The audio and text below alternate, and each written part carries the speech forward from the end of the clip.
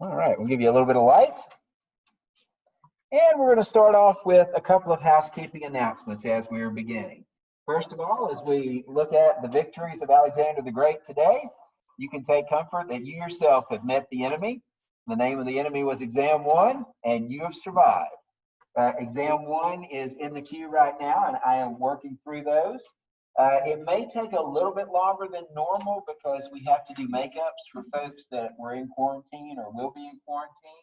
So I'll keep you posted. I'll let you know next week where I stand in terms of the grading, and I'll try to get them back to you as soon as possible. What I do is when I complete the grading and get everything back together, add up the total points, I post them first on Canvas. So you'll see them posted on the Canvas gradebook first. You'll know what your score is. And then I'll bring them to class, the class session after that, and we'll take some time in class for me to pass them back to you. And I'll give you some time to look them over, see if there are any questions you've got about any aspect of the test. I kind of open it up for people to ask questions from the floor. And then I do take them back up when we're done looking at them. And there are two reasons I do that. One, because Canvas in its early days was not always reliable. And there were a couple of instances when actually the grade book dropped grades, and I would have to go back and restore those grades. I'd have to go back and look at the test and insert the grades back in. We've not had that happen in a long time. It's a lot more reliable since they had some updates to the software. But I still like having the test just in case, so I can verify if there are any questions about the grades, that they are in fact what's recorded there. So I take them back up for that reason. And also because I like to have them in my filing cabinet so that if any of you needs help, if you ask for an appointment, you ask for some study tips or whatever, then when you come by my office, I can actually pull them out of the filing cabinet and we can look at them together and we can kind of see what your problem areas are, any areas where you struggle. Maybe it's a certain type of question, maybe it's a particular area where you struggle studying or whatever. Maybe it's something on the essay that I can give you some guidance for how to firm up. Anything of that nature, we can look at your test and see what areas maybe you need some help in. So I will take them back up after you see them. If at any time during the fall semester you want to come look at them, you're always welcome to come to my office and I'll pull them out for you. Once the semester is done and final grades are entered, if you want them next spring, if like say for instance that shrine that your parents have erected to your memory at their house needs just one more item to go there beside your trophies and other things, and you want to insert some test papers there, then you're welcome to come get those in the spring, and I'll happily have them collected for you and send you off with them. Most people usually don't do that. Most people don't feel a need to get them after the fall semester. And if you don't come get them or request them, then about midpoint of the spring semester, I send them off to this nice farm where there's sunshine all day long, and they frolic out in the fields with the other test papers, happy and content. There are no shredders inside or anything like that, I promise. So they'll be fine. Don't worry about them. If you don't claim them, they'll be okay. We have ways of making sure that they're okay. But if you do want them, then once the semester's done, you can of course request them, and I'll have them ready for you. Any questions about the exam? Anything I can clarify for you? This doesn't apply to most people here, but just in case for some odd reason it does, if you weren't able to take the test and you need to schedule a makeup, I think I've talked to most of you about that, but if I miss someone, feel free to come let me know and we'll find a convenient time for you to do that. So just feel free to let me know either by email or after class, and we'll fix that up. We'll find a time for you to do that. Second housekeeping announcement for today. Remember that we are exactly 2 weeks out from your primary source paper. So as far as this class is concerned, you'll want to start turning your attention towards that if you haven't already. Remember that the materials for the primary source paper, the actual primary sources, those are posted for you already on Canvas when you go to the module section. That very first module that says course documents, there are 2 PDFs, one devoted to Plato, one devoted to Augustine. They're excerpts from various works that each writer did. In the case of Plato, there are 2 or 3 different excerpts. In the case of Augustine, there's an excerpt from his Confessions. which is his autobiography, and sort of a theological autobiography. He does more in that than just tell his life story, but the centerpiece of it is his life story, his testimony, so to speak, and then a selection from his work, The City of God, which we've actually already referenced when I talked about his arguments against Roman accusations concerning Christianity and its effect on the Roman Empire. That was all done in his City of God. That's where he addressed that legend that Rome stems from Troy. So you'll see some good stuff there, hopefully, as you're reading through. I next week am going to take a little time, probably on Wednesday, to say some things about Plato, and on Friday to say some things about Augustine. So you'll have a week lead time from when we discuss them in class. We're going to have to step out of our chronology a little bit to do that, because obviously we're a little bit behind Plato's time and we're a little bit ahead of Augustine's time. But I kind of want to do this so that you at least hear a little bit about Augustine before you do the paper. Otherwise, we have to wait until after the paper's due to feature Augustine. So what I encourage you to do, if you haven't done it already, is go ahead and go online and by Wednesday have read through the Plato document, and then by Friday have read through the Augustine document, so that when I refer to aspects of their writings and their style, you'll have a little bit more sense of what I'm talking about. You'll see some of the examples there in the file that will help you connect with what I'm saying. They're actually not very long. You may be surprised if you haven't opened them already how short they are, but they cover some pretty crucial parts of each man's writing. So they should make for a pretty good analysis, at least they always have in the past. And what you're being called to do based on the prompts that you're given in the syllabus is very simply to compare and contrast the two thinkers.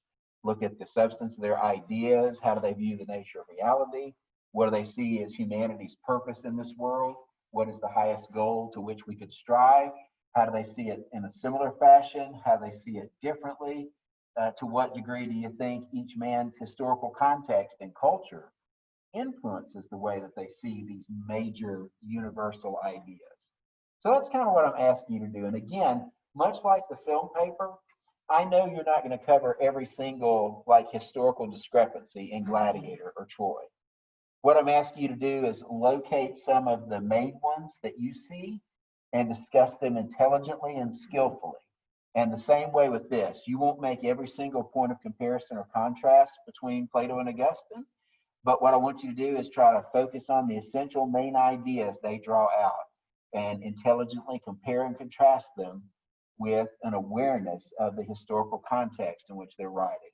That's essentially what you're doing. And then the great thing about that is you all are trying to capture those main ideas, but you'll all have different slants on them as well. That's one of the great things that illustrates the complexity of reading a text or doing history. You all bring different gifts to this process. So it makes it a treat for me when I'm reading the papers, because even though you're dealing with the same topic, I'll get different perspectives. I'll learn different things from different approaches that students make to these materials. So it'll be a fun process, and hopefully in the context of our discussions after the papers come in, you'll learn a lot from each other. In the film paper, you'll be extending this to using a variety of sources.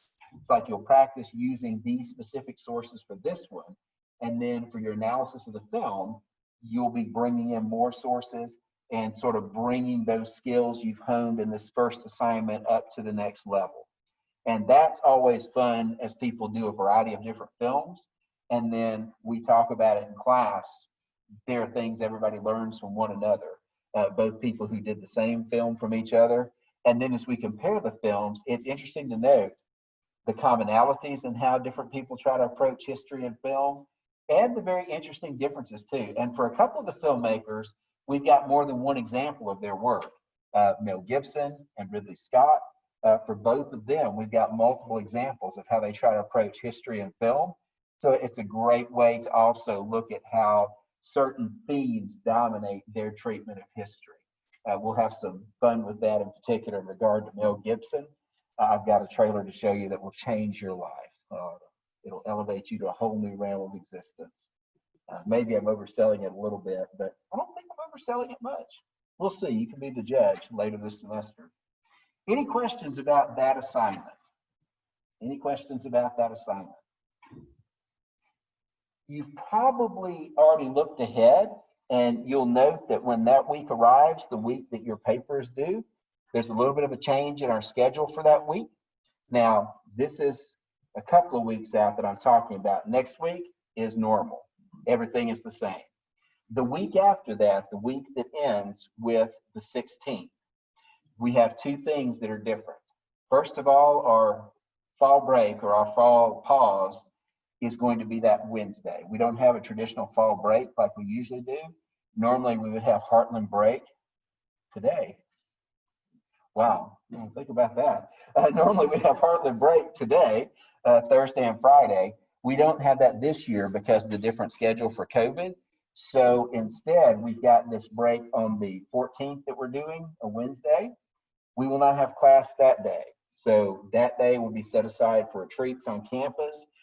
Basically, it will be a much needed semester pause for you to catch your breath, catch up on things, whatever you need to do. That following Friday, the 16th, and I'll be reminding you of this, that Friday, we will not have class that day. Your paper will be due via Canvas that afternoon about 5 o'clock. So the reason we won't have class that day is to give you time to complete the paper. I know that you're not going to need it because you'll have it done like 4 or 5 days before it's actually due, because every college student does that.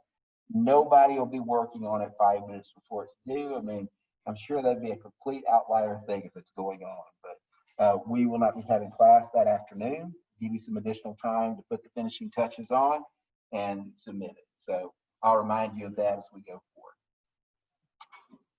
All right, let's go to war once again, ladies and gentlemen, because, well, in history classes, sometimes that's just what you have to do.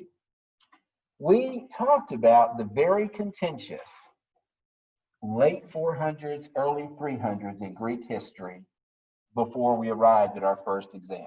We talked about the Persian Wars, which had kicked off the 400s BC, and how the Greeks had withstood the might of the mighty Persian Empire. And it's worth noting once again, because these numbers are going to come into play in just a few moments again, that if the Persian Empire was at its full strength, it was capable of fielding an army of 200,000 men. Now, that's child's play today, especially considering like the forces that China could field, the forces that the United States could field. A great nation state today can field many more. But for the ancient world, 200,000 is a very significant force.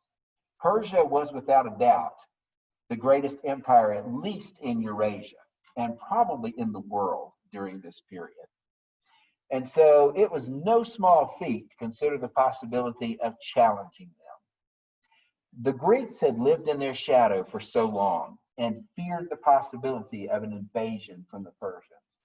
That possibility became reality in the early 400s, and as we've seen, the Greeks did better than anybody would have expected. It was a classic underdog fight, and through ingenuity and sheer tenacity, the Greeks end up surviving. You remember how we sort of compared those battles of the Persian Wars to the American Revolution. And the way that we were sort of drawing that parallel is in the fact that in the American Revolution, the Americans never had any illusion that they were going to destroy the British and wipe them off the face of the earth. They knew the British Empire stretched around the world. And if you pulled everybody from the British Empire together, they fielded their full force, it would be impossible to defeat them given the resources Americans could command. But what George Washington was betting on is that if he stayed in the field long enough, if he fought well enough, if he tired them out, if he made the struggle not worth the price, then the British would come to the negotiating table. And that's absolutely what happened. The Americans stayed in the field, they allied with the French, and they ended up costing the British so much, the British eventually said, after Yorktown, we're not doing this anymore. We've got unrest at home. We're losing more than we should in this conflict. And so we'll recognize the independence of the American colonies. They will become the United States. Well, in the same way, the Greeks knew that they were an inferior force. They were smaller in numbers.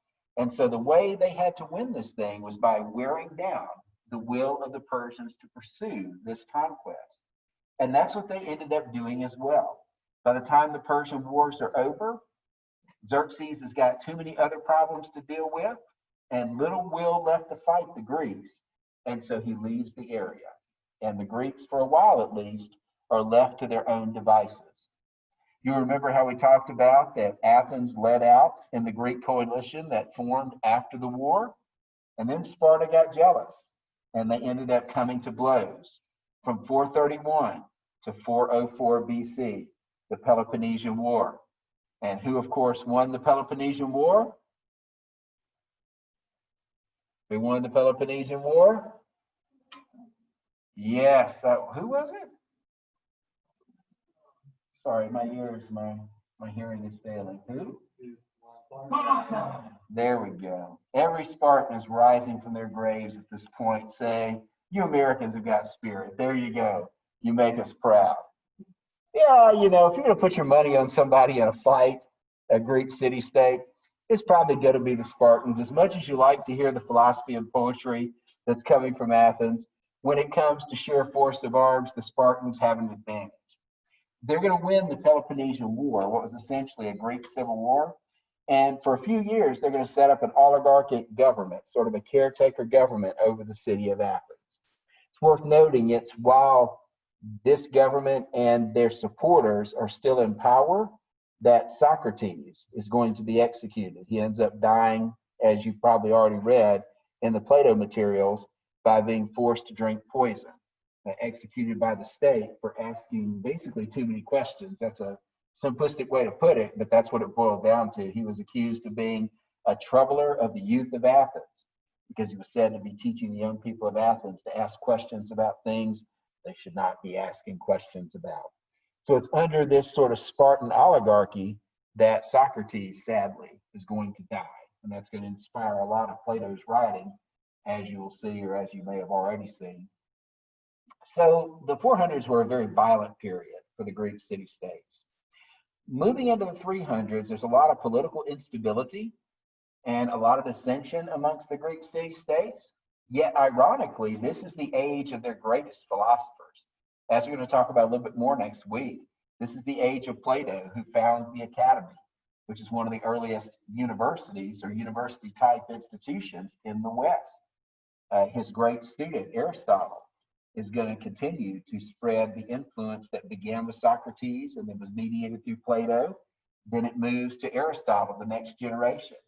And you get some of the greatest writings in Western and world history produced during this period. They are produced against the backdrop of a lot of instability and strife. Now, you'll remember that we talked about how the political nature of the Greek city-states was somewhat dictated by their geographical situation. The Greek peninsula is mountainous, it's rocky, it's very hard to spread out a civilization beyond a limited geographical area. And so Greek city-states are somewhat scattered. There's not a lot of overall overarching unity amongst those states. Even the stories about Agamemnon uniting those states during the Trojan War, they depend on the Iliad.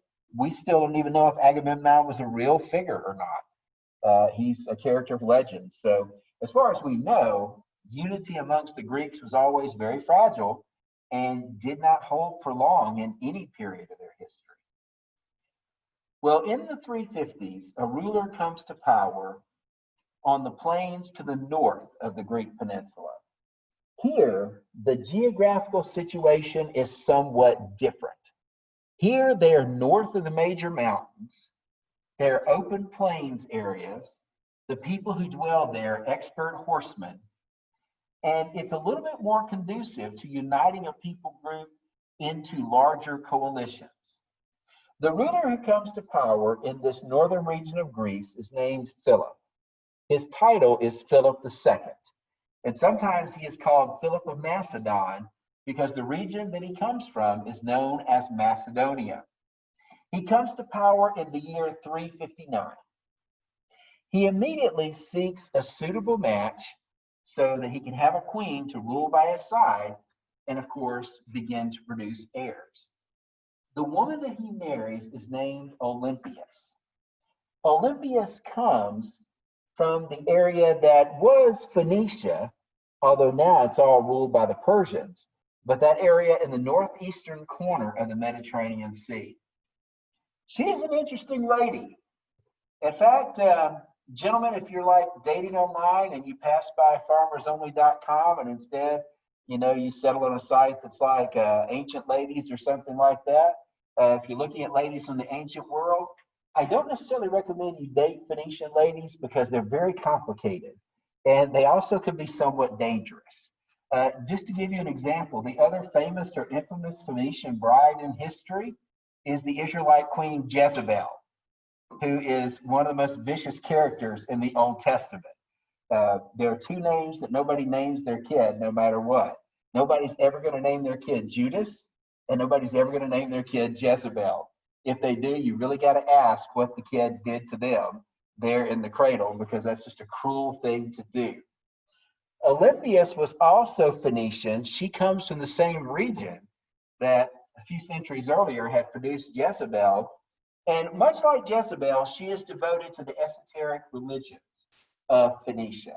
If you'll recall from biblical accounts, the peoples of that region worship the storm god Baal and his consort Asherah. Many times the Israelites are called on the carpet by their prophets because Israelites have begun to worship Baal, or they've begun to put up what were called Asherah poles, worship sites dedicated to Baal's consort Asherah.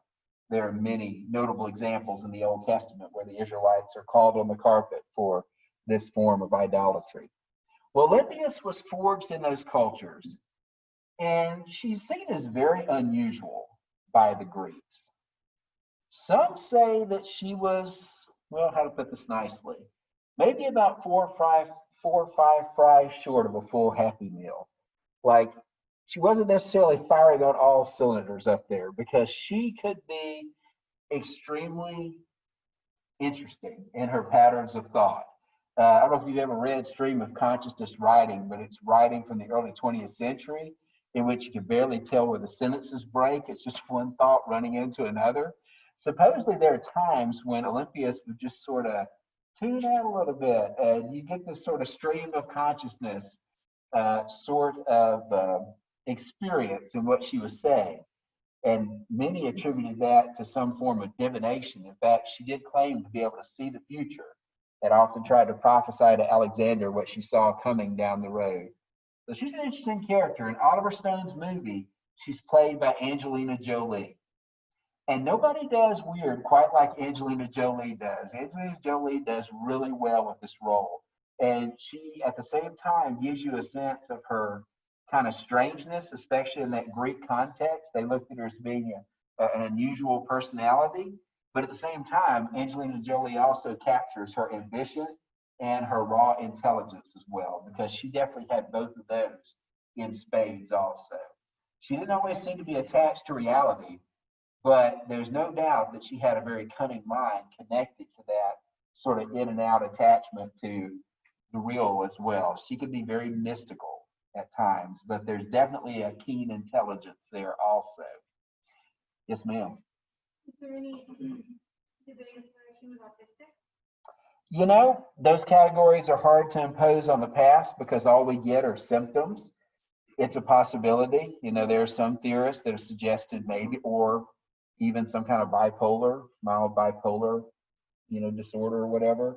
It's always hard to make those calls from a distance. It's almost like, say, for example, if you've got Henry VIII, doctors spill all kinds of ink trying to figure out what Henry VIII's health was like, because all you do is get a description oftentimes of symptoms, and they could refer to a number of different things. But it's a possibility. There is a certain school of psychological history.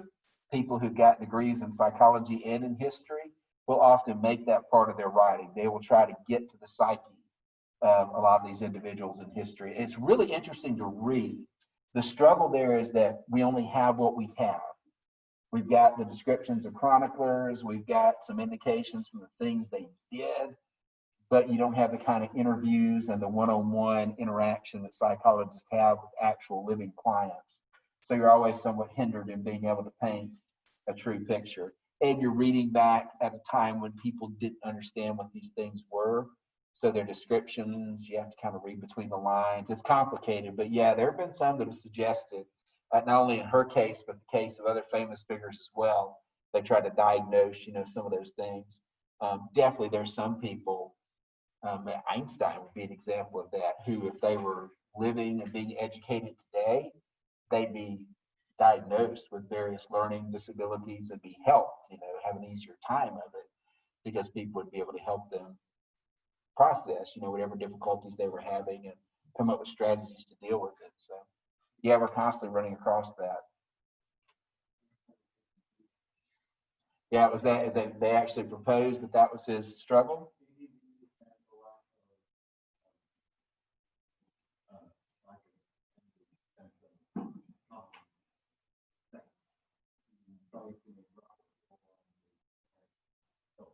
Oh, well, who's answering? Come on. I can see the danger of that. So you're saying Sheldon Cooper and Einstein are not that far apart? Not as far as we'd like to think. We try to do a get together for students at my house. This was like 2 years ago. We were doing it on Bonfire Night. It was for a British history class. If you're familiar with Bonfire Night or Guy Fawkes Night, that's when they burn the guy in commemoration of the attempt by Catholic faction to blow up the Houses of Parliament in 1605. And so it's like their version of Halloween, Bonfire Night, where they burn the figure in effigy.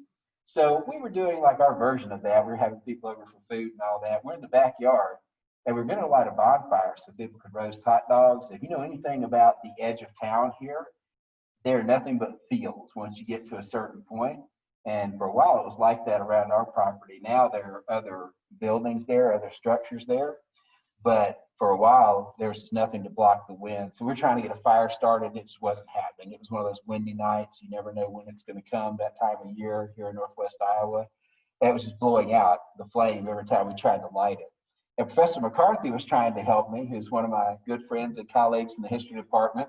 If you know anything about Professor McCarthy's reputation, he grew up here in Sioux Center, and he was a very gifted pyromaniac from well back in the day. In fact, there are tales that his parents feared that they might lose their home because of Professor McCarthy's proficiency in lighting fires. This is no exaggeration or joke. There were a couple of instances where they were sort of worried about it. So I had an expert there helping me out. And just as we think we're going to get it going, it flickers out once again. And I looked at it and I'm like, well, I guess we'll just have to do this inside, which is in fact what we ended up doing. And his response was, "You got any gas like for the mower?" I said, "Yeah, I got some of the gas can in the garage, but not much." And he looks at me, and he's not joking. With absolute seriousness, he says, "Well, it doesn't actually take much." I thought about it, but then I decided I like my head, hair, it's good to keep all those things. So we decided to just go ahead and do it on the inside. So how do we, oh yeah, we got there by Einstein. Einstein takes you everywhere, literally everywhere. Any other questions about these personalities we're introducing? About Olympias, her interesting world. It's about to get more interesting because it always does. It's 2020. Of course, it's going to get more interesting. Well, Olympias ends up having, with her husband Philip, a son. And this son is, of course, Alexander, who is going to go down in history as Alexander the Great. And he is quite literally her world. He is everything to her. Now, the dates that I've got here are the dates of his reign. Anytime you see an R, that means the date when that person assumed power. It's not their lifespan. And one reason why I don't have his lifespan dates is because we don't know the exact year he was born.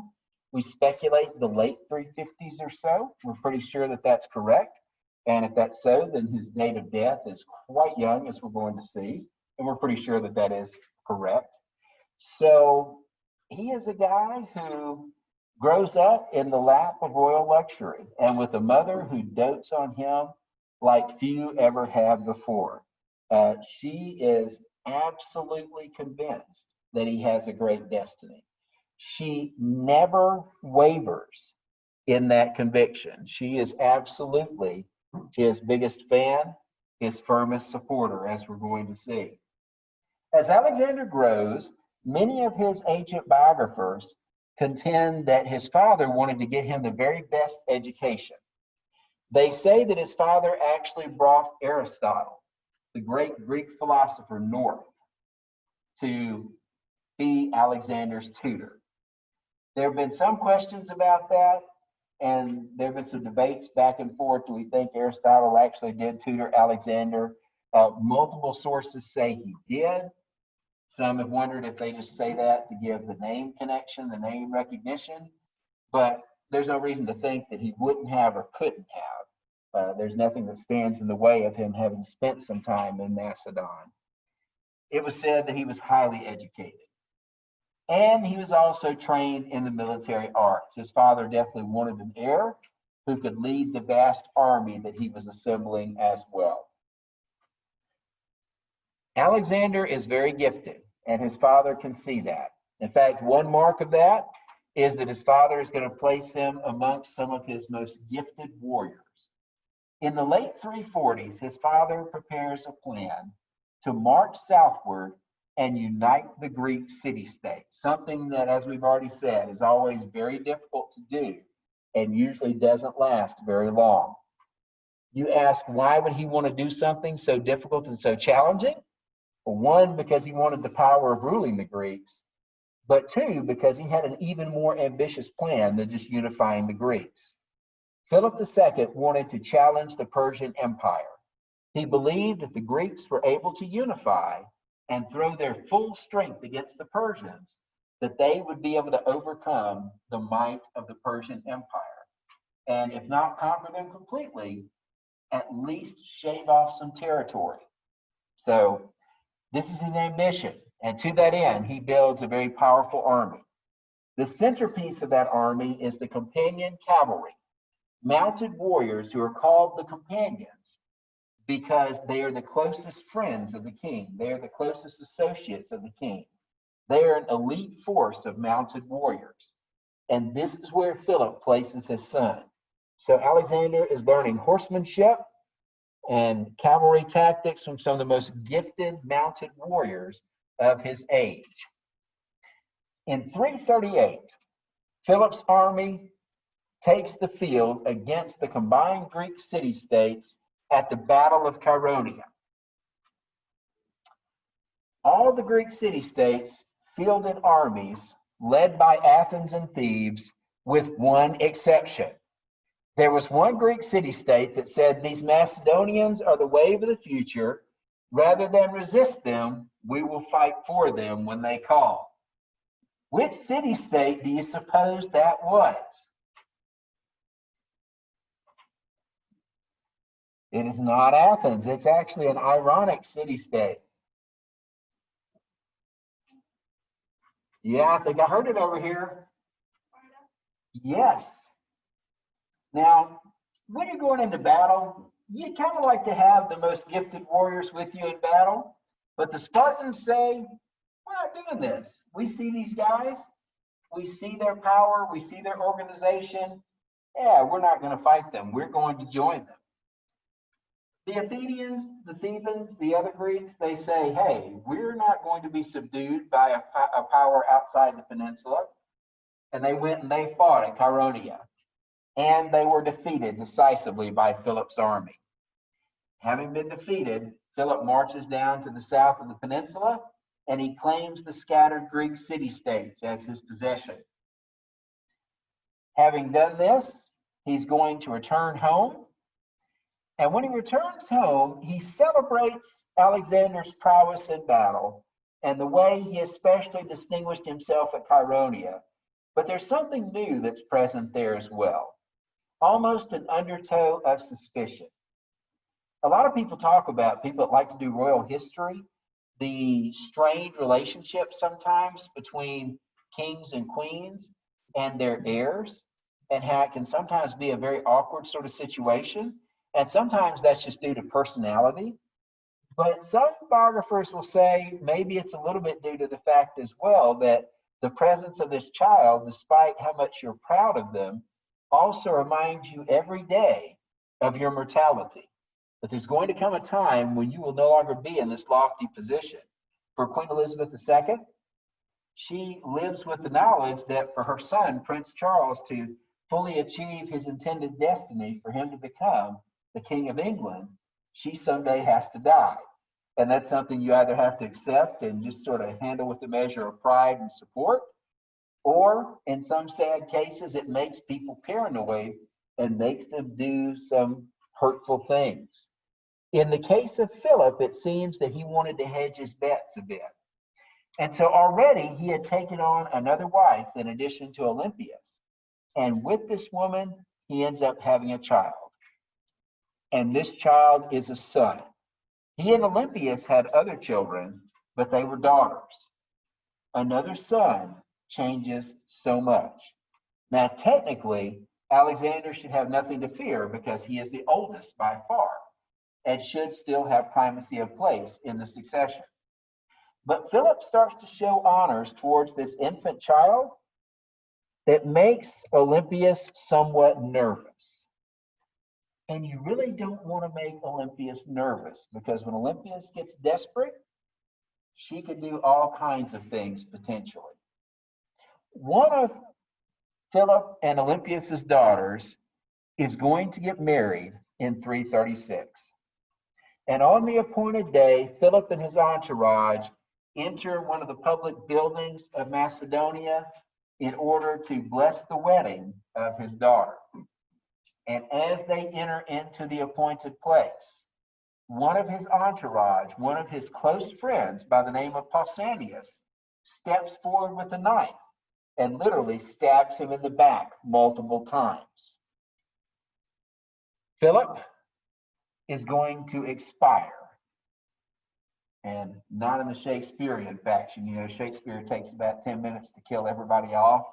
They like crawl on the stage for 10 minutes and say, "I die. I have died. My breath is coming in shallow gasps." And there's a moment when no matter how kind-hearted you are, you're sitting out in the audience thinking, you know, if this person doesn't go soon, I may get up there and finish them off myself. Well, in this case, Philip, he ends up going. He goes down, and then he ends up dying. Now, it would be very nice to know what Pausanias' motivations were. And, you know, if you want to know something from someone, probably one of the best ways to find out is just to ask them. How many conflicts in life could be solved by simply sitting down and talking to someone face to face? In this case, however, it was not going to be possible because, supposedly because of their outrage that he had killed the king, they're going to kill Pausanias as well before he has time to talk. And so Pausanias is also ripped from this plane of existence. So we have a dead king, and we have a dead assassin, and a question about the succession.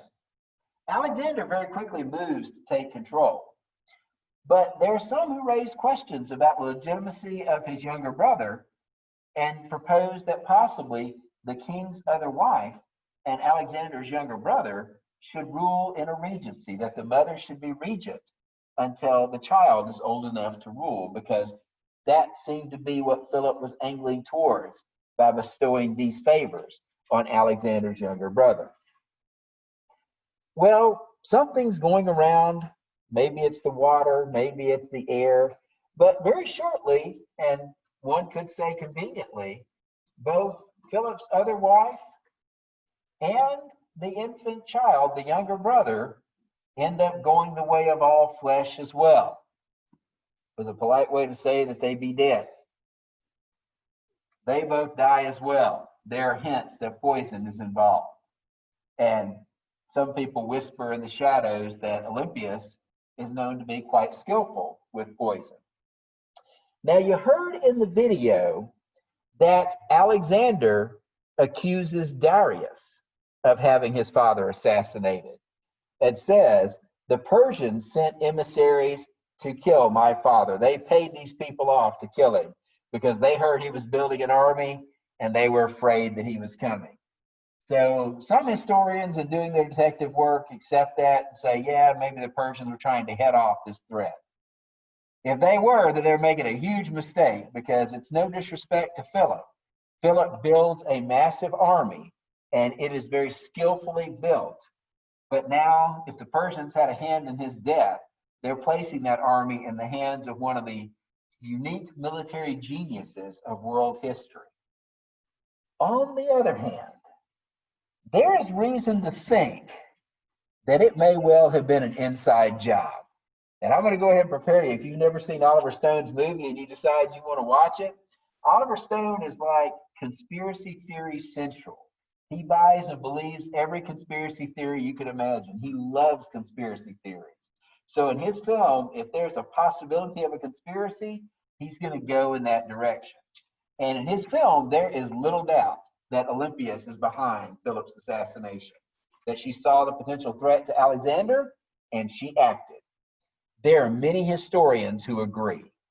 Many historians would say, we think that Olympias had some part in plotting this assassination, in hiring Pausanias and in making sure that Pausanias did not talk once the deed was done. Where there's a lot of discussion amongst those historians is the degree to which they think Alexander may or may not have been involved. Some would argue there's no way this could have come off without Alexander's at least tacit assent. Others say it's possible Olympias could have done this on her own and not implicated her son. We will never know, although it's hard to think that if Olympias was responsible, that Alexander didn't at least suspect what was going on and could have done something at some point about it and chose not to. Whatever the case may be, and we will never know with absolute certainty because we need more evidence to figure it out, and more evidence so far has not been discovered. Maybe the day will come when something will be uncovered we're not aware of now, we could know. But with what we've got right now, we're left to sort of speculate. But it is certainly not beyond the realm of possibility that it could have been an inside job. It could also have been an outside job, as Alexander said. But he was always very eager to press the idea of it being an outside job. So much so that one wonders if he doesn't try to press it just a little bit too much. So there you go. There's your mystery for this week. Either way, Philip is dead. Dead as the proverbial doornail, as Shakespeare would say. And Alexander takes command. The Greek city-states think they see an opportunity. They think they see an opening.